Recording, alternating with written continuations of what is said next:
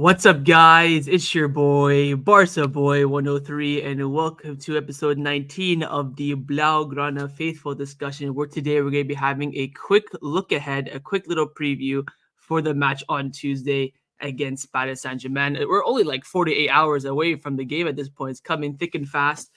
I am still very, very nervous, but I have a bit of calmness to myself. I am joined, of course, by PSG Aunt, who didn't have a good first leg, but of course there's maximum confidence on his end, which I'm surprised if I get it. You want to put your foot forward and stuff, but I've seen a lot of PSG fans saying that no problem, no problem. Second leg 3-1. Oh, we'll beat them second leg 4-2. Which I'm not saying that you can't be confident. Of course you can be, but Yeah. I don't know. I don't know if you guys are playing like a blackface, like you're just trying to like keep it stone cold, that you just want to not hide the little bit of worry behind you. But let's jump right into it. I want to first get your thoughts on the first leg.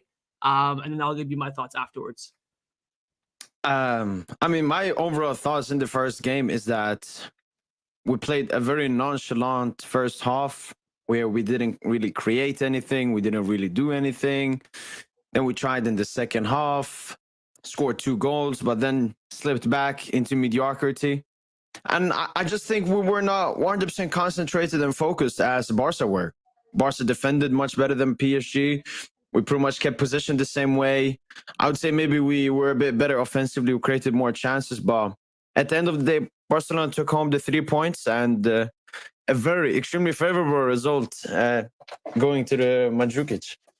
And what did I tell you? I told you when we did our first shit. If we win this first leg, I think it's over. Do I think it's over right now? No, but I am optimistic because I told you that you know about Barcelona. You follow Barcelona because not hate watching, but you keep your eyes on them. Where we've had all these capitulations in the Champions League is because in the second leg it's always away. Now we've gone over that hump, the away fixture. That's why I mentioned in the first stream us being away first favors us massively because that's where we usually get that hump. We get it over with. Because if this was reversed, let's say this was the first leg at the Montjuic and we won 3-2, I would not be confident whatsoever. I would, dare I say, be probably more nervous than you are right now. That's how I would feel. Just to give you my points on the first leg, I think. I wouldn't say we dominated, but I think we had control of the game. I think the only reason why you got back into the game is because we fell asleep for about 10 minutes. I think Koundé came out after the game, set it perfectly. Then we came out. Our heads were we were a bit sleeping that first 10 minutes, but once we woke up, everything changed our way. I honestly did not feel threatened by PSG whatsoever. In the first half, they had the 2 long shots. I think, but one from Asensio and then one from Lee. Yep. Second half, of course, he scored the 2 goals in the 2 minutes, and I was pissed. I was more pissed about Dembele celebrating than I was you actually winning the game.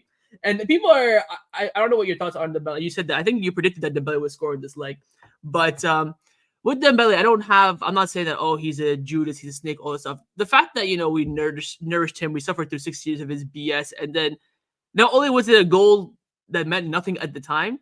He goes and his knee slides and celebrates, fist pumps. Like if he scored like a 9th minute winner, I would have allowed it, honestly. Or if he like scored it in the 80th minute to win the game. He scored it for a 1-1 in like the 47th minute. I'm not expecting him to go like this and not celebrate. But anyway, that's a story in itself.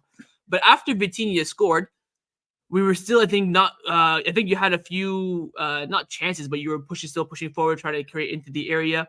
But once Xavi made that double change for João Felix and Pedri, changed everything. Lamine Yamal didn't have the greatest game. I saw you troll him a bit. I don't think he was terrible. I think that Lamine Yamal in the final third just wasn't decisive. He did have the cross for the first goal, the outside the boot, but everything else in the final third for him just wasn't clicking. If he had to shoot it, he would pass it. When he had to pass it, he had to shoot it. But I think in the build-up play, he wasn't too bad. But changing him for João Felix, putting Rafinha on his favorite right side as well, getting Pedri as well in the midfield, have that control. We didn't have any control in the midfield. We had a bunch of dogs in the midfield that couldn't really create. Frankie de Jong can run with the ball, of course, from the defensive line to the midfield to the attack. But he's coming off the back of being out injured for a month and a half and didn't really have that opportunity. But once Pedri scored, I said, yo, boys, just lock it up, take a draw, I'll take it. And then we get some dodgy corner where I think Marquinhos missed the head. The zonal marking from PSG on that corner was absolutely terrible. So what happened was Christensen just came in as a substitute. Yeah. And he ran straight to the corner kick and nobody knew who to mark him. So they just threw water at him. But it's also Donnarumma just standing on his line. I honestly think that I wouldn't say the second goal, but I think the first and third goal, Donnarumma was stinky. And then I see people on Twitter say that, Donnarumma's costing PSG a lot in the Champions League Champions games. League. And I seen you as well say he's not the best goalkeeper in the world anymore too. I mean, after a game like that, obviously the stocks have fallen down a bit, but they're coming back. They're coming back. Yeah, because I haven't seen much of Donnarumma. I've seen all the stats and his, save percentages and stuff. I think I've only seen Yeah. PSG a couple of times this season. But when you're telling me he's the best goalkeeper in the world, even the combined 11, I gave you the Donnarumma shout instead of Ter Stegen. Then after this, man, he just put an absolute stinker. But I don't think that PSG really had much going forward. I know, like in the last 10 minutes, they were pushing forward, but I don't think they had any chances. Yes, they hit the post a couple of times, but it's more so Yeah. from weird angles that just came out of nowhere that you didn't expect. But I think overall, I wouldn't say Barcelona dominated the game. I think we had controlled the game. I think especially in the first half, we looked really, really good. PSG, I don't think had a sniff. I think they only had a chance in the second half because of our heads being dropped. But anything on the game you want to mention in terms of, Luis Enrique's decisions, of course, putting Asensio as the false nine, not starting Zaire Emery. What are your thoughts and also the mood coming out of PSG? I'm seeing a lot of reports in L'Equipe like, oh, the PSG locker room, they're not too disappointed. They're confident. They're going to push forward. I'm like, it's a bit suspect. I feel like I've seen this a lot, not with Barcelona and PSG, but other teams as well. When they're kind of the favorites, they crumble the first leg, second leg, like, oh, we're gonna go push it, and then they don't do it. I feel like with the second leg being at in Barcelona, it just doesn't really. I cannot believe the confidence, not only in the PSG players, according to the reports, the PSG media, the PSG fans as well. But I'll give you the floor. Yeah. So the Warren decision, I hope it was because he was not 100% fit because he sustained a knock versus Rennes like 6 days before. So I hope that's the reason. I was definitely shocked seeing Asensio start, so I understand the players. And then when it comes to those reports, like, oh, like they're just trying to hide what just happened. Like, go into us. Mbappe, the most protected player in the world, especially by the French media, because he's like the golden boy here in France. He dropped a generational stinker. And the first reports I see straight after the game is Kylian Mbappe is ready for the second leg. Yeah, he's disappointed by his performance. Wait, what do you mean? Talk about this game. Then I think Koundé and Araujo did excellent with him. More specifically, Koundé, because the talk what Barcelona have done for the past 2 years when we had a difficult winger to face, which by the way, Mbappe was playing a lot on the left, not more so in the middle.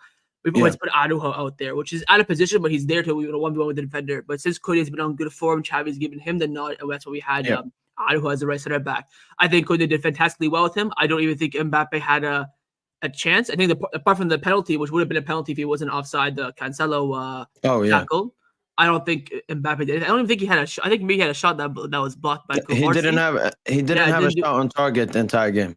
Yeah, didn't do anything. And by the way, with Asensio, when I saw a lineup, I was actually scared because I'm thinking Asensio, Luis Enrique knows against with Real Madrid, with Barcelona scoring bangers, always turns up against Barcelona. Yeah. So I was actually kind of like, oh, because you told me like it's gonna be a different team. I expected 2 forwards, but when Asensio was dropped, and I'm like, Luis Enrique, man, don't do me dirty, don't do me dirty. I mean, Luch is a bit similar to Pep. You know how Pep sometimes before a big game just changes something? Luch did that, and he's a very high-risk, high-reward manager. I think in the first 30 minutes, you saw your long balls penetrating our defensive line. Lucho, instead of doing as more other managers do, which is just adapt, play a bit deeper, it was like, no, fuck it. High risk, high reward. But yeah, it didn't go to fruition. I think the best player for PSG that night was Nuno Mendes. I was very, very impressed with his performance. I don't think he did much going forward, but I think his recovery pace, progressing the ball forward as well, really, really impressed by him. And also Vitinha, who I was, of course, we talked about this, how he's been one of your best players this season. I've seen some games of him, and he also impressed me as well. But I think one of your big misses in this game was Hakimi, who is going to be back for this game. I was also going to put him on the thumbnail, but I didn't want to, hype him up too much. But I think he'll be a big addition for you guys. I think, of course, that helped Barcelona a lot in this game. Hopefully, we don't overestimate the inclusion of Hakimi. I think he'll be very, very important for them, especially going to that second leg, because you're going to have basically Nuno Mendes on both sides. Because on the right, I think initially he had Marquinhos at right back, and then he put Lucas Hernandez there later afterwards as well, because it wasn't really working. So how big is the availability of Hakimi this game? He's also going to be doing the press conference tomorrow with Luis Enrique. Okay. I mean, I don't want to say it's too big. I think a lot of PSG fans are trying to make it big because that gives them more faith and more hope for the second leg. But I think it's one part. Obviously, Rafinha, who had a great game. One of the stuff was he was quicker than Marquinhos. You put Hakimi there, it's a totally different ball game. Obviously, one ball can reach Rafinha, but with Hakimi's recovery speed, that will change. But also look at it offensively. Hakimi is a player that always makes runs offensively. Like Dembele can hold the ball. Hakimi will just run, not caring if you get a ball or not, because that opens up like Cancelo, Kubarsi have to see Hakimi. Yeah, so it's an offensive and a defensive change, which will help, because that was one of our biggest weaknesses this game, that left-hand side. I even remember once when Rafinha went, he was alone, then he went past Lucas. Lucas tried to get the ball. He went inside, give it to Yamal, but Yamal skied it. Yep. So there's another one of those chances, which with, as you said, Nuno Mendes, I remember 2 crosses from Felix, I think, to the center, and you just see Nuno recovering and being the first to the ball. So it's going to be similar that way. Just quickly on Rafinha, I do want to mention that he's been performing like this a lot this season. Just this game, he finished his chances. I mentioned this to you in the I think it was on your channel, my channel last week, that he plays well, build up play, link up play, creating spaces, making runs. He does all that to perfection. That's why Xavi always bets on him. But his finishing this season hasn't been that great. But on the night, his finishing was there, of course, the open net one, which I think was kind of difficult. It was on the bounce as well. You had Beraldo and Lucas Hernandez covering the line as well, so it was difficult for him. Then, of course, on the volley as well from the Pedri pass was fantastic. But let's talk about the tactical approach going into the following game. I think I'll tell you what the Barcelona perspective is, and you can give us the PSG perspective. So we won on the weekend 1-0 against Cadiz yesterday, fully rotated side. So very similar to what you did last week when you had your 8 days rest. I think the rest is going to be pretty even going to this game. I don't think any of our starting players play significant minutes. I think Yamal came on for about 25 minutes. Rafinha came on for 20 minutes. Pedri played half an hour, but Pedri's coming back from injury, so you want him to get that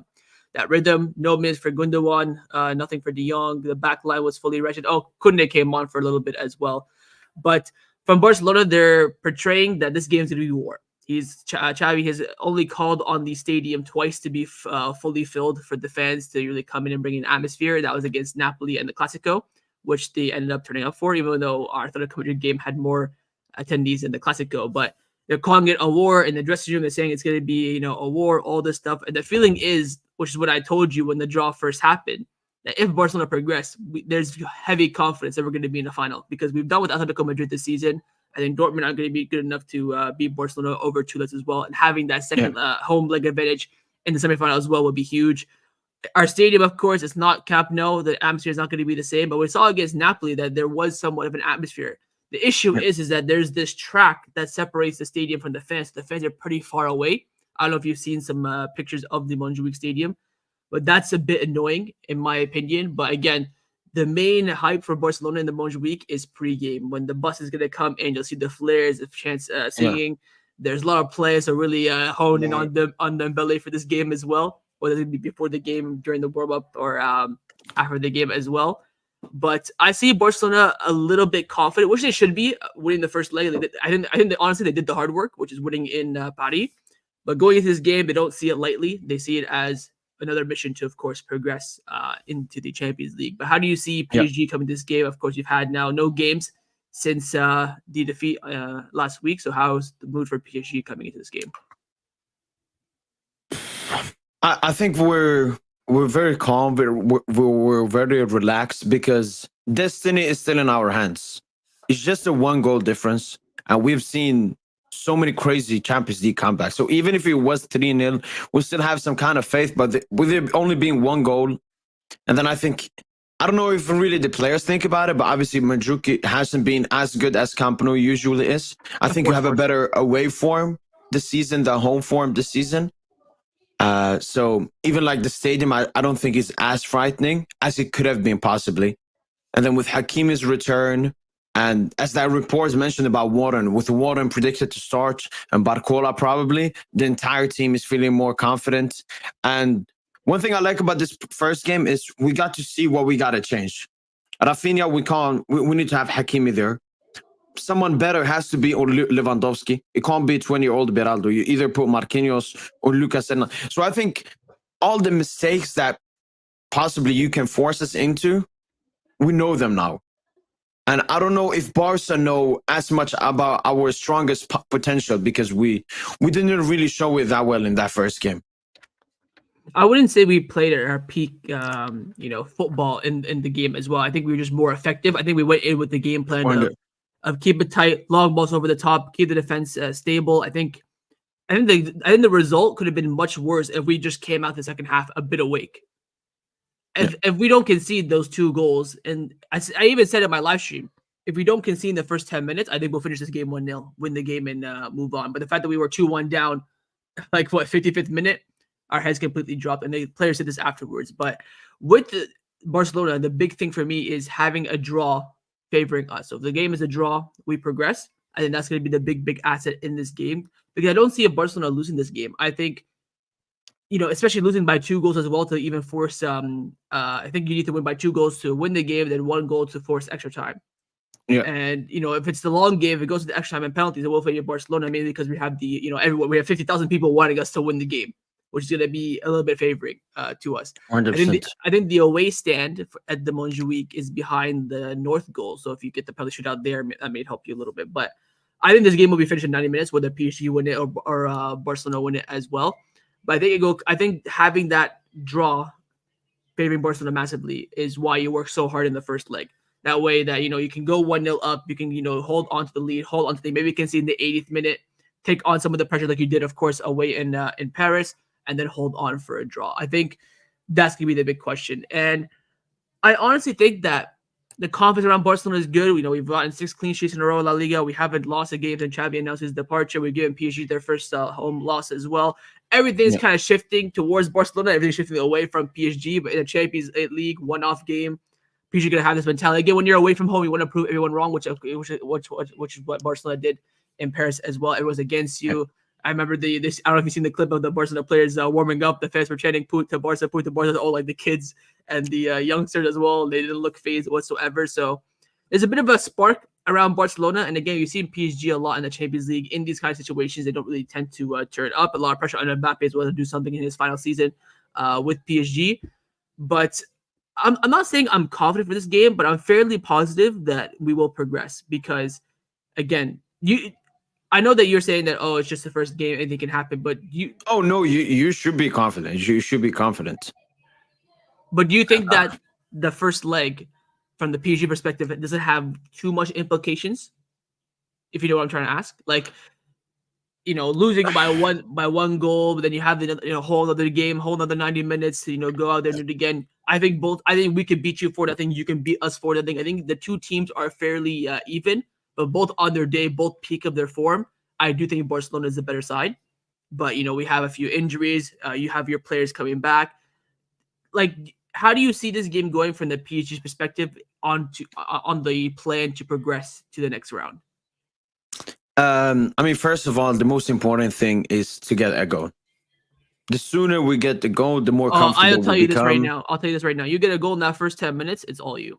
All you. No, all you. No, I'm not kidding. You get a goal in that first 10 minutes, I guarantee you the players, Barcelona players' heads will drop. For me, I'm going to that game, survive the first 20, half an hour. Do not concede. If you get a goal, even better. I think if we go into halftime without conceding a goal, I think we're pretty comfortable. But continue. Yeah, I think a lot of it has to do with Barca.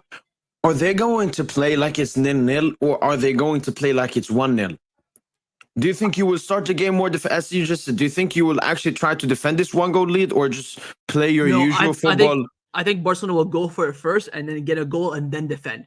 Because we've seen a lot over the past, 10 years in the Champions League. When we have a lead, we try to defend it, and we've always consistently thrown it away. Even other, Copa del Rey games over the past few seasons. I think the plan is to go for it that first, first half, first 20 minutes, half an hour, get a goal, and then be a bit more conservative. Let PSG push through, then play the tactics that we did against you. Long balls over the top, counterattack, just to have a bit more of a cushion. I think 1 goal, anything can happen, anything can change. But again, there is that bit of favoritism.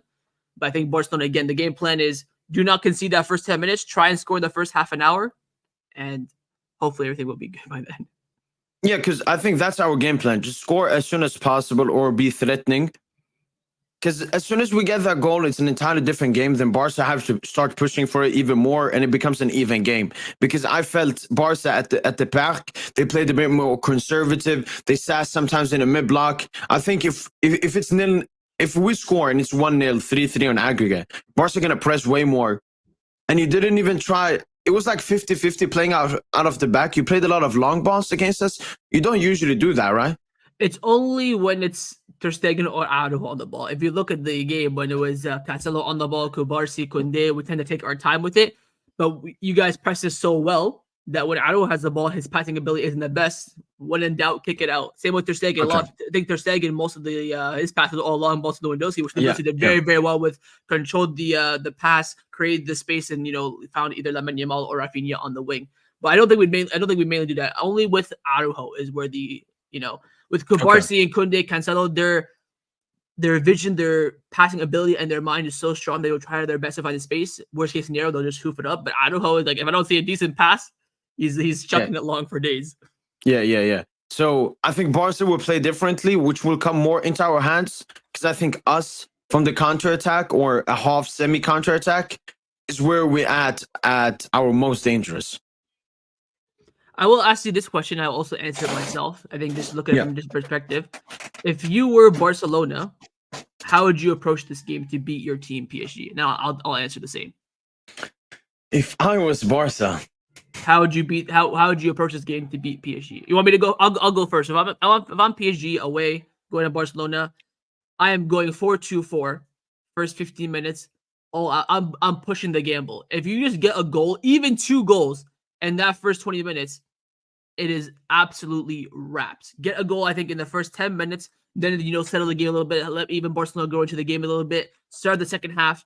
First 10 minutes, 4-2-4. Push everything forward. Try to get a goal. I think that is the best way and the most effective way, not only to beat Barcelona, but also have our heads drop and then test our mentality, which, again, has been, I would say, a bit dodgy this season still, despite Xavi coming back and, all the gas around him since he's announced his departure. We're undefeated and stuff like that. That is the way for me to beat Barcelona. Not to take your time, pass it through us, play high intensity pressure. No, absolutely, full tank of gas that first 10 minutes. Try and get a goal. If you don't get a goal in the first 10 minutes, then tranquilo, bring it back, calm down, play a little bit of even game. Then that first 45 minutes, kill us. Because I think the weakest point of Barcelona this season is the start of halves.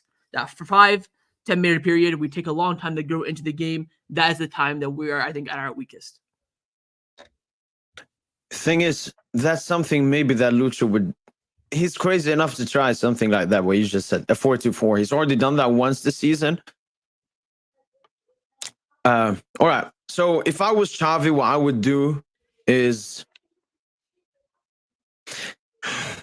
I want to say it plays similarly to the first leg, but I don't think that's gonna work the same. Plus, you have the pressure at playing at home and everything. I think with the first leg, we didn't play to beat PSG. We played to control PSG. That's how I see it.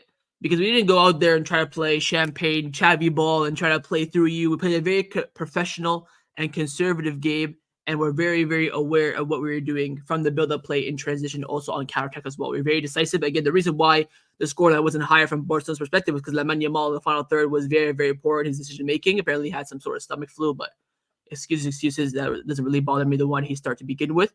But I think Barcelona in that first leg really doesn't play to, beat PSG, but to control PSG. Yeah. So I'll probably play like that, because you saw how much PSG struggled. They want to have space. When they don't have space, we're not that good. We're not similar in a way to City, where we love to push our opponent back. We hate that. We want to operate in space. And a lot of our players like Mbappe, Hakimi, Nuno, all of these players are great in space. So if I was Xavi, I'll probably just do the same. There's an issue, though, because you don't really have a number 6 in this game with Christensen out. But yeah, I'll just play. And even Roberto out. Both of the players who are shifted in the 6 are out, and no one's out for you, right? I cannot believe we didn't get that Dembele yellow card. I'm screaming in my live stream, please get him booked. Say something to him, make him retaliate or something. Wait, do you think? Yeah, what did you think about Dembele's game? Because in my opinion, he had a very mid game versus. I don't think he played great. I'm just pissed that he scored and celebrated. That's it. Yeah. Listen, you know what the problem is? When Dembele, I've seen all of Dembele's game for Barcelona, every single minute, every single game. He's so readable, but it's also so hard to stop him. When he first did the cutback and scored, I said, okay, Frankie, I mean, you've trained with this guy for about 4 or 5 years. You know, every single time he's going to cut it back onto another foot, because if he's the best 2-footed player I think I've ever seen in my life. After he scores that goal, he run down the side against Frankie de Jong. I'm like, Frankie, he's gonna cut back. Read the cutback. He cuts back, and Frankie de Jong still doesn't read it. His game is so readable but yet the players struggled to defeat it. And yeah, again, I don't think he had a great game. I think Cancelo, we talked about Cancelo not being great defensively. I think he did put in a really, really good shift against Dembele. I think Cancelo's issue in the game, I didn't really rate him that game, was going forward, he wasn't that great. So he's kind of a roles reverse. His defensive game was good, but going forward, he wasn't that great. But I don't think Dembele had a good game. I was just pissed that he scored and he celebrated, though. No, he had to. He had to. No, second goal this year against Barcelona. Again, if he scored that like past the 80th minute and it was to win the game, he celebrated, I wouldn't have been too bothered. But 1-1 after everything we did for you, renewing you and no one wanted you, keeping you and nurturing you, buying you a chef, getting you married, all this stuff, and then this is what he does? Ah, man. What did you think about? I mean, you just mentioned one of them, but De Jong's defending for both goals. Because even for the second goal, I put him at fault for both goals. I put him at fault in my match review. I put him at fault for both goals. I think Ter Stegen can do nothing with the shot because he was being his vision was impeded by, I think, Alujo and Frankie. So he saw the ball very, very late. Of course, if he sees it, he can maybe get a hand to it. But Frankie de Jong, I think, should have at least put a foot in or read the cut back from Dembele. I think it was so readable. Second one as well, the 1-2 with, I think, Vitinha and Fabian Ruiz, was very, very lazy with it. And yeah, like the Vitinha goal, I blame a bit on Ter Stegen. Because it was clear where Vitinha was going to aim, and it was very close to him, the shot. But Ter Stegen has this near post PSG, where if he's going to his near post, the whole entire media fan base just kill him. So I think he was really mainly just hoping he didn't want to concede at his near post. But I think, yes, Ter Stegen could have done better with the second goal. Not the first goal, though. I think he was his vision was really impaired. But yeah, I think the majority of the blame, maybe like 51% or 55% of the two goals is on Frankie. But I think Frankie had a good game apart from that. You know, coming off the back of being injured for like a month and a half, 2 months, controlled the game, pushed forward a lot, connected well in the midfield, made some good runs. Just again, the defensive point, which is why I was wondering why Xavi didn't start Christensen. I think Christensen in those regards, like I told you in the other stream, that Christensen is there just to win the ball, pass it, move on. He's kind of destroyer in the midfield. So him not starting was very, very surprising for me. When Roberto was, I saw Roberto starting in the pivot as Sergio false started. I was thinking, La hawla la, man, I am scared. I was scared. I was scared. Do you fear PSG in terms of how quickly we can go from like a middle half position to just a goal scoring opportunity? What I fear about PSG the most is their pace. You know, you look at Hakimi, Nurmensch, Mbappe, Dembele. These are rapid players. I think Barcelona have quick defenders, but not that quick. I think the worry part about PSG is not their counterattack, but how 1 minute their build-up plays slowly, the next minute they progress super, super quickly. That's why I think we got caught out for the first goal, because Dembele was kind of running slowly, then he runs quickly, accelerates, chops to his left foot, bang, and then it goes in. That's what worries me about PSG. Not really. I gotta mention it. I said apart from Mbappe, no real individual player worries me from PSG. It's more so of a collective game for me, which again PSG want to improve upon this summer. That's why they let go of Neymar and Messi. Yeah. I think if you guys invest well with the money you do have, you can have a very, very strong squad without Mbappe in it. 100%. No, and Mbappe, I mean,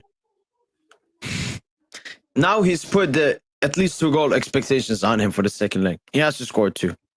2 at least? Bro. Yeah. Madrid fans want this man to knock us out so badly, which I don't blame them for. But I really hope, man, I'd rather us get knocked out without him scoring. No goals for Dembele, and if you offered me PSG get qualified, but Dembele and Mbappe have shit games, I'll take it. But Mbappe, would you take? And another thing, I'm a bit scared. Do you know how we progressed versus Newcastle? No. I think we could maybe get a referee thingy in this game. The referee got confirmed today. Some random guy who I've never heard of before. I think he was in our Newcastle away game. Was he? Yeah. I think I'll pull up quickly the last time he refereed a Barcelona game, because it's wasn't that prominent. So the last time he refereed us was in the Europa League last season, 1-1 at home with Napoli in the round of 32. Oh, okay. So I think he gave us a penalty in that game. Ferran Torres scored a penalty in that game. I mean, that was it. We refereed you twice, 1920 Champions League against Galatasaray, and then, like you mentioned, away in the Champions League 4-1 to Newcastle. Was he bad that game from the PSG perspective, or? I mean, there was just like one questionable goal, but he wasn't a talking point for me after the game. No. Okay. I want to ask you this though: you think the weakest point for Barcelona is the pivot? Because even someone's asking me in the chat here who will be in the pivot for this game. I think it's gonna be either. I mean, it's gonna be De Jong. I think it's gonna be De Jong because we've seen Gundogan can play there, but the issue with Gundogan is that he's so good in that progressive midfield world in the interior, creating chances, progressing the ball forward, having the shots from distance. This is why I think having both Roberto and Christian suspended is a big blow for Barcelona. I think Frenkie de Jong can do a job there, but I don't think he's he's not the pivot of Busquets. He's not even the pivot of Christensen. Like he wins the ball back. I think he can be a dictator in the pivot, but the role off the ball is where I have a bit of a worry with Frenkie de Jong on the pivot. But I think that's definitely Barcelona's weak point going into the game. Someone even mentioned in the chat double pivot. Maybe if we go a goal up, Xavi will tell Gundogan to drop back a bit and be defensive. But I think from the get-go, it'll be De Jong and the one, and either Fermin or Pedri, depending on who Xavi gives the nod to at the beginning. Yeah, I think that's the weakest, but I also think with Hakimi coming, Cancelo becomes an even weaker spot. Plus, I expect Dembele to have a better game than he had in that first leg. Even though it's going to be hard, like, you're probably going to boo him, right? Oh, we better boo him. I want to see pig heads thrown at him, everything. Everything. So if he didn't celebrate, he could have had if he was smart, he wouldn't have celebrated. Came in this game, he wouldn't have been, too much on him. Dropped the masterclass on us and celebrated in this game. But now that we're going to be on him, might be. You think he's like Vinny? He wants that? He wants the heat? I don't know. Dembele, for me, he's been booed by Barcelona before. At the beginning, in February of the 21-22 season, he was booed because he didn't want to renew his contract. His agent was asking for a lot of money and blah, blah, blah. So we booed him. He then came back in the squad after being left out for a month. He scored a goal, didn't celebrate. He went and celebrated with Xavi and stuff on the sideline. And then afterwards, he kind of the relationship between the fans and him kind of grew, became better. And then, of course, this summer it was a bit ruined. It was just weird that he left right after scoring in the Clasico as well. That's what I found the weirdly weird part. And that he said no to PSG initially, then changed his mind like 3 days later. I don't know what Al Khalifi said to him, but game's game. Game's game. Any weak point that you see apart from the pivot and Cancelo, or is just those are the two areas that you really focus on mainly? I mean, Araujo and Koundé will 100% try to do their absolute best, so I wouldn't call that a weak point. No, I think that's the only weak points I could really talk about. It could possibly be like physicality with Warren Zaire Emre starting. We definitely saw a shift on that right-hand side, just physically how good he is at recovering the ball and progressing. When he made Christensen get that yellow, how he just ran through there. I think that could be a weakness with Pedri and Gundogan being the more offensive midfielders. It's not that strong. And I hope Warren progresses the ball a lot of times with this carrying. With Hakimi coming back in, I don't think there's a strong point with PSG, but I don't think there's really a weakness. I think it's a bit, like I mentioned a few minutes ago, it's a very, very balanced team. I think if I were to pinpoint the weakest, it would be the midfield, mainly Fabian Ruiz. I do rate Fabian Ruiz, but I don't rate him as the pivot, which I think is where he's playing for PSG. No, it's more Vitinha is playing as the pivot. Fabian is more on the left areas. But they kind of interchanged quite a bit. I noticed in the first leg, anyways, that Fabian Ruiz was one way more sitting back, and Vitinha was the one a bit more progressing forward. Yeah, but I think that has more to do with their recovery speed. Fabian, if you go past him, he's never going to recover. Like when Yamal cooked him once or twice, he's not going to come back. But Vitinha can run the entire game. That's the good thing about him. All right, so I guess overall now we're gonna go into the final predictions. How we see this game going. Like I said, I see this game in the hands of Barcelona. I think if we give this away, if we lose this game, it'll be because we give it away. I don't think PSG will earn it per se through their play on the pitch. And they tactically or just play better than us. I think it'll be us throwing it away. I think PSG will be looking for a Barcelona mistake. Because like I mentioned, to beat Barcelona first 10, 15 minutes, you have to score it. I think that if that goal comes in, it will come from a Barcelona mistake. Whether a bad pass back, through a ball that that slips and we miss it, whatever the case may be. For me, as long as we survive that first half without conceding a goal, I think we'll be fine. In terms of the actual prediction, I think this game will end in a draw. I think it'll end 1-1. I think Barcelona will score in the first half. Same to Paris. Will go end halftime 1-0 up. I see PSG maybe getting a goal around the 70th minute. Then they think back and forth. We're going to be hitting on the counter attack. We're going to be pushing forward to try and push this game to extra time. I think it'll end in a draw. How's your feeling going into the game? I mean, for me, when it comes to predictions, it's between some options of predictions. It's a 2-0, it's a 3-1, it's a 4-2, it's a 5-3. Got to be a 2-goal difference. I don't want to go into. You don't see extra time in this game at all? Penalties, maybe? You don't see it? I don't want to see it. You don't want to see it, but do you think it? I don't want to see either, but I think this game will finish in 90 minutes, whether PSG wins or Yeah. We'll go with that. And I would say, I think we should focus on a 2-0 because I think we lost the game versus Barca more to defensive stuff than offensive stuff. Like those 2 goals could still have been enough if we just conceded 1 goal. So I would try to focus on a 2-0 if we can keep Barca, keep a clean sheet against Barca. If not, I think a 3-1 is the one that we could, take us through. But it's going to be very hard, especially when Barca start pressuring at the end. Mm-hmm.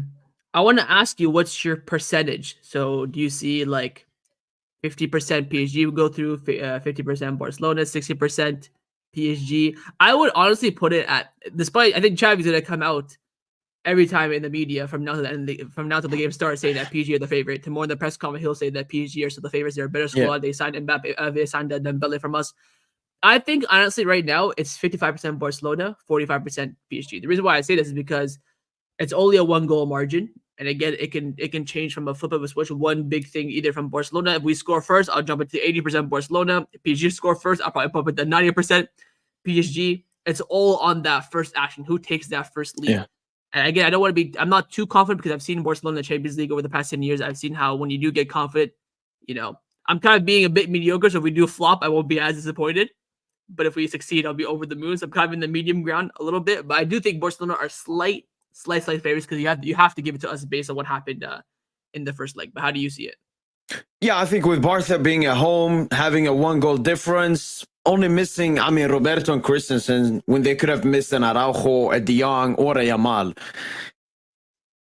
Just by all of those metrics, I think I'm going to put it exactly like you, 55-45 to Barca. Yeah, I think it's going to be, I think even if we go through, some Barca fans I've talked to, they say, as you said, if we score in the first 10 minutes, you're going to crumble. I don't really see. I don't think we'll crumble, but I think the pressure will be on us. The fans in the stadium are not going to be too happy because see the players' heads drop. I've seen it happen a lot this season. I think this season we've conceded 5 goals in the first minute of the game in different games. I think in the end we've either drawn the game or won it. But it's against lower sides, right? In La Liga, I think we conceded once against Granada the first minute, against Alaves at home the first minute. Mallorca? No, Mallorca, that was a minute before half time, I think it was. But yeah, okay. you get the idea. And I think all those games we either drew or won. But against a better side, it's going to be different, I think. Yeah, in the Champions League as well. Mm-hmm. I'm telling you, if you do not score a goal in that first 20 minutes, it's going to be a long day for you. That first 20 minutes is where not only are Barcelona the most vulnerable, that's the time where Barcelona, you can affect them not only on the pitch, but also mentally as well. Because, from the Champions League capitulations, only Roberto and Ter Stegen are the ones that are still lasting. Of course, Ter Stegen is going to be in net. Roberto is suspended. So a lot of these players are going to be new. But every single one of these players has suffered something big with Barcelona. Araujo got eliminated by PSG 4-1. He got knocked out by Frankfurt in the Europa League. Same with Pedri. Lewandowski, of course, got his cheese clapped by Real Madrid a couple of times. Same with Rafinha. All of these players have suffered something of significance. Of course, getting eliminated in the Champions League last season, they've all suffered it. Gundogan, he's a new signing. Same with Cancelo and Felix, but they suffered, a lot of big losses this season. To Real Madrid, and of course, the time where Xavi announced he was going to leave. So everyone suffered something big. So the question is, will this one time where everyone's on a high, you're at home? This is the thing, right? All these big losses that we've had are all away, except for Frankfurt at home. But that was because they infiltrated the stadium. It basically felt like an away game at that point. But it's all away from home. People say that Barcelona's away record this season is is great. They're undefeated in La Liga, which is true. Undefeated in La Liga away from home. But look at everywhere else. In the Champions League, we're not. We lost to Antwerp in Belgium. We lost to Shakhtar in Ukraine. We lost to Samames in the Copa del Rey to Athletic Club. We lost in Saudi in the final to Super Cup to Real Madrid. Away from home, we are still very, very vulnerable. So this is why I was even more ecstatic with the result that we went on the away end. We got the job done there. With it being at home, despite it not being the Camp Nou, I still think that we should be getting over the line. Oh, 100%, 100%. I think when you talk about mental and everything, like I would call us like the twins in the Champions League battling stuff, because we're neck and neck when it comes to battling in the Champions League in the past like 6-7 seasons. You have your Roma, Liverpool, Bayern. We have United, Real, obviously Remontada.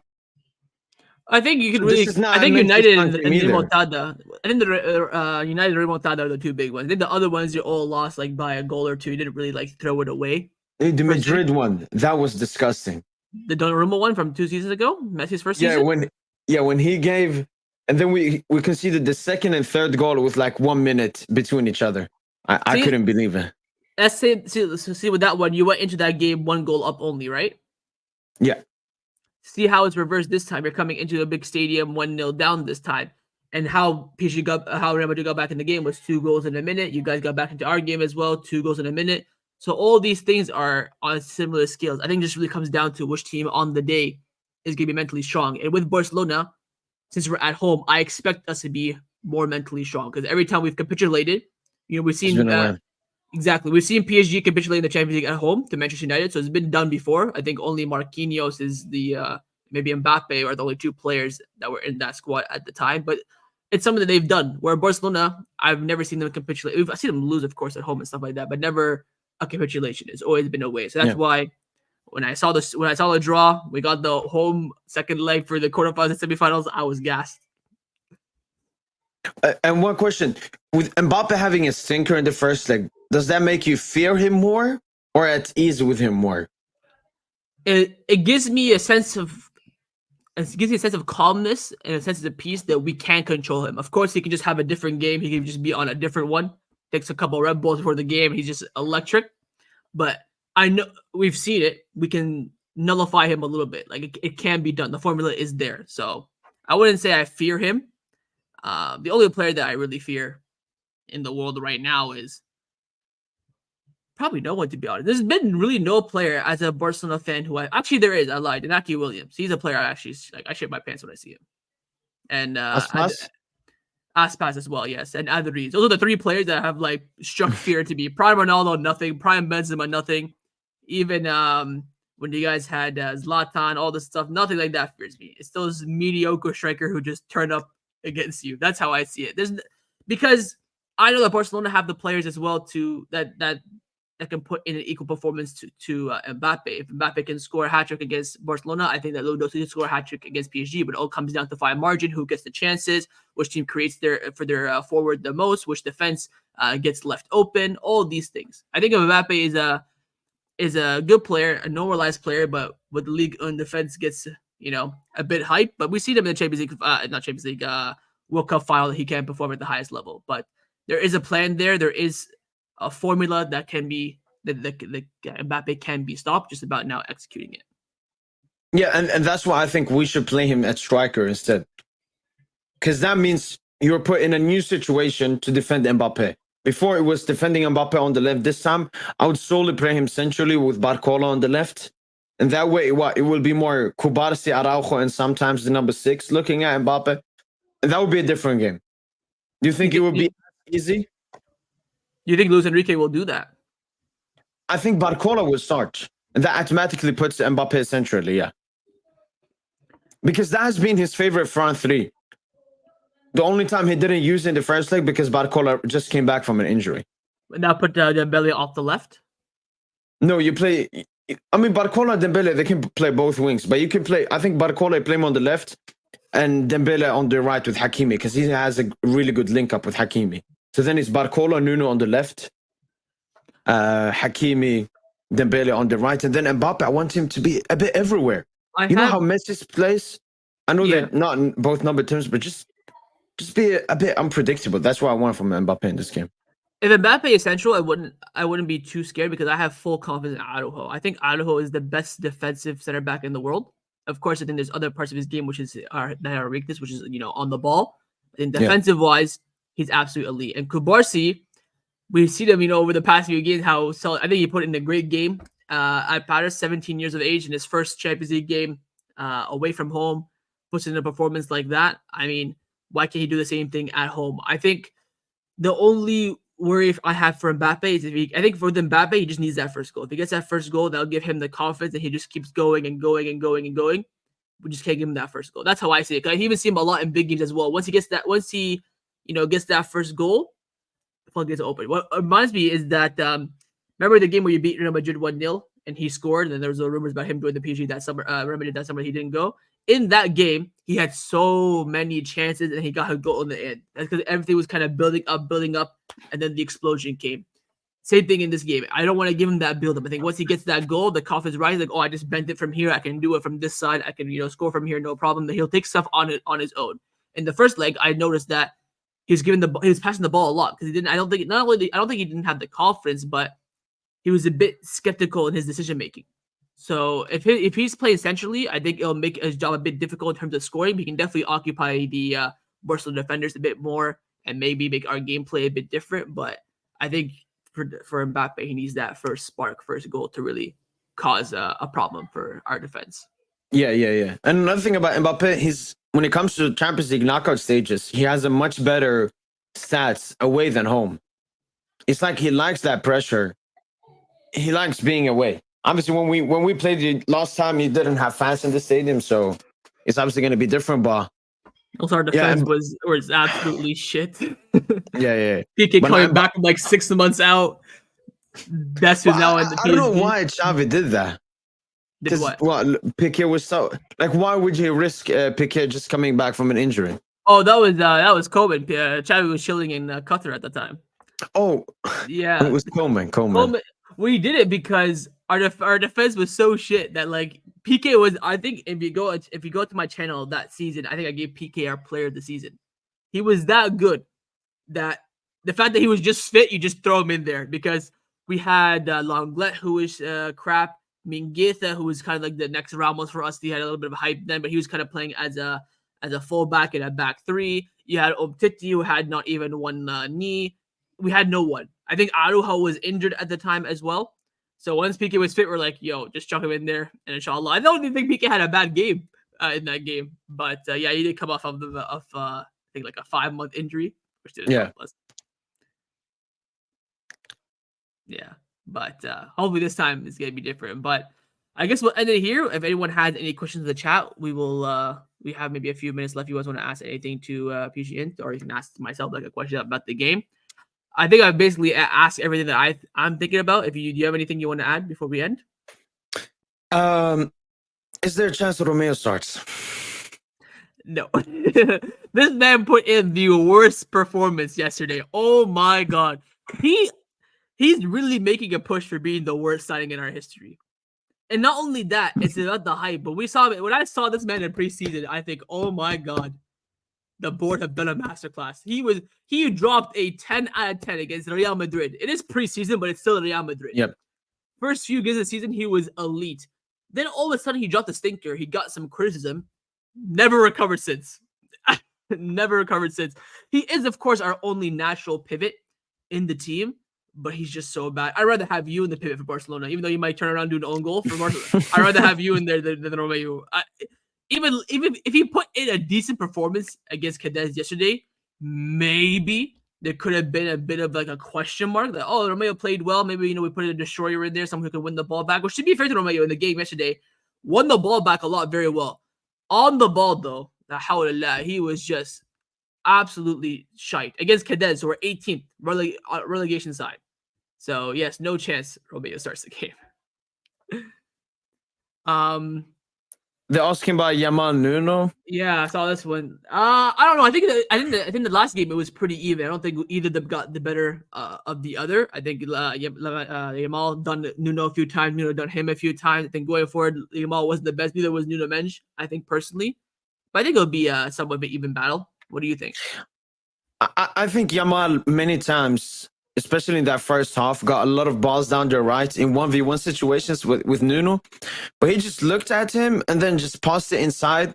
I think Yamal only attempted 2 dribbles the entire game, which is not what Yamal usually does for FC Barcelona this season. So I think in the second leg, he will take more risks. Sure, Nuno will win sometimes the ball back, but I do think, because Yamal did it once in the second half, he went past Nuno. So I think we'll get way more 1v1 opportunities. To be fair, there Where wasn't Nuno that many. There wasn't yeah, that many in the first game, anyways. A lot of the time, when the Minimal had space on the right hand side, Nuno Mendes was up trying to create something in the final third. yeah. There's another good question here as well, saying how do you rate PG's away games considering they only won against a mid Sociedad team? Which, by the way, I don't think Sociedad are mid. I think they're a good team, and their stadium as well. I know what Barcelona struggled there. Yeah. They had a curse there for about 10 to 15 years, which I think now has been broken. But I'll leave the floor to you for this one. So what I would say is you have to look at context into PSG this season. We have a new manager, and majority of our squad are new players that we bought in the summer transfer window. So chemistry, cohesion, especially in away games, we're always going to struggle. But what I look instead at is the positive pattern. The first game was a 4-1 defeat to Newcastle. Terrible. Second after that was a tight 2-1 defeat to AC Milan. Then it was a 1-1 versus Dortmund. But if you actually watched the game, we should have probably won 3-1. I mean, you've seen that Sule clearance on the Mbappe chance. Yeah. I don't know how we drew that game. And then versus Sociedad, he ended 2-1, but it was an extremely comfortable performance for Paris Saint Germain. For like 80 minutes, we did everything. We could have even scored more. And then they got a consolation goal at the end.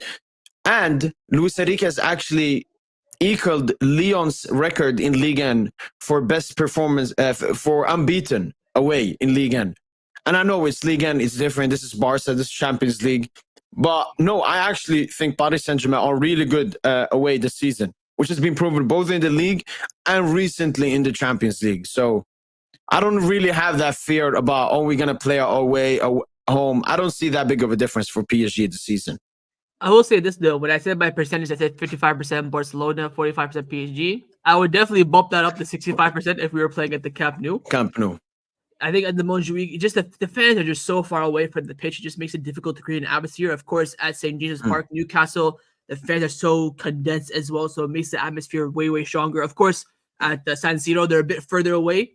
And then at the Singandul Park for Dortmund, they're a bit closer as well, so that makes it a bit difficult. But I think if we had a better atmosphere, we could definitely increase the chances. But what I read about PSG is that they're winning the Ligue 1 Classico. What's it called? The one with you in Marseille? Like they're like Le Classique. Le Classique. You know, going there in a hostile atmosphere. You know, they got security guards there all the time. They went there and they won 2-0.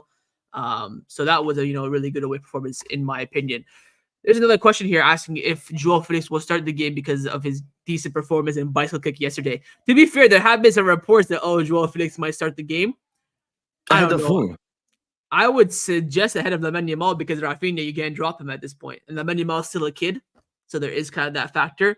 But I think Xavi, he's kind of found his team, he found his mold, and you can't break something that hasn't, been destroyed. Like the team is doing well. If it ain't broken, don't fix it. That's how I see it. I think Felix understands his role. He is, of course, trying to push for a starting position, but I think he was the best player against Cadiz yesterday as well. The bicycle kick was, of course, a very good goal, but it wasn't that great. Hit the post as well. Hit the post, yeah. But the bicycle kick was like 3 yards down, like overhead kicked it. Like credit to him, it's a good goal, but it's not like Cristiano Ronaldo in 2018. You know what I mean? Yeah. So I don't think that game he did enough to really cause doubts. I think there's a reason why Xavi rested Lamine Yamal and Rafinha. That's how I would put it personally. Yeah, I agree. Another question: do you think you have a chance to win the Champions League if you get past us? I mean, 100%. You're in a semifinal. That means you have mathematically a 25% chance of winning, and I see us beating Atletico. And then when you're in the final, you are in a final. I look at the pattern once again. Chelsea lost their first Champions League final, won their second. City lost their first, won their second. We've lost our first. Like if we go through now versus Barca, I'm gonna pretty much jump over Atletico, even though I shouldn't do it. But I feel very confident then. Absolutely. I said this when the draw happened. Whoever wins between these two teams will be in the final. Whether 100%. They win it or not, whoever the team is in the final, Man City or Bayern Munich or Arsenal, whoever, or Real Madrid, different story. I think whoever wins this tie, in my opinion, will be in the final. Next question. Yeah. Can you count on Donnarumma? He always seems shaky in UCL games with the pressure built on him. I've seen a lot of people bring this up. Yeah, I mean, they're 100% correct to say so, because I thought this season would be a bit different when it comes to Donna, but it's a bit of the same mistakes once again. But Donnarumma has proven me for the majority of this season that this season is different from previous seasons. And I'm going to take this game as one game. That's what I'm going to do. I'm going to take this as one extremely bad game. Because what I feel is after he made two mistakes. The first mistake was from the corner kick when Leva headed it and Nuno had to clear it off the line. Yeah. And then the second one was your first goal. He came out, tried to punch it, get away the danger, and that led to you guys scoring. So after then, he felt a bit afraid, not confident, especially for that corner kick goal, just standing on your line. For the second goal, for the Pedri assist, he's the one who gave the ball away there as well. So Yeah, you could, that's if you're what- really picky, you can blame Donnarumma for all three goals that you conceded. 100%. So yeah, the reason I was saying I'm confident because I feel this was a game off. That's But what I'm gonna say. It could be a game off, yes, but in the Champions League, it's a bit consistent. To be honest, It is sadly, but I mean, he just can't have that bad of a game again. Concede one, we can accept that. well, But he can concede goals if it's not his fault, but it's his fault. You know, distribution or commanding the box wrong, where it leads to goal. That's where the problem comes in, so to speak. Yeah. All right, we'll end it here, boys. Hope everyone enjoyed the stream. If you did, make sure you, of course, drop a like, subscribe down below. Check out PG on his channel as well. His link is in the title. We got press conferences tomorrow. We'll wait and see if Lucho and Xavi glaze each other or not. And then, of course, Tuesday night. You know what the best part is? If whoever wins between us, we'll go into Wednesday night just chilling, just seeing who flops. Ooh. For Barcelona, right? I have a lot of Arsenal friends. I have a lot of Real Madrid friends. So if I win, I just sit there and watch their game in peace. Because if then I'm gonna be hate watching and we're out, I can't even chat shit to them because if I'm out, I can't say anything. I just have to hope that they're out. So they don't clown me. No, but if you go out, don't you want them out as well? Oh yeah. Because if they go through, they're gonna be all over me.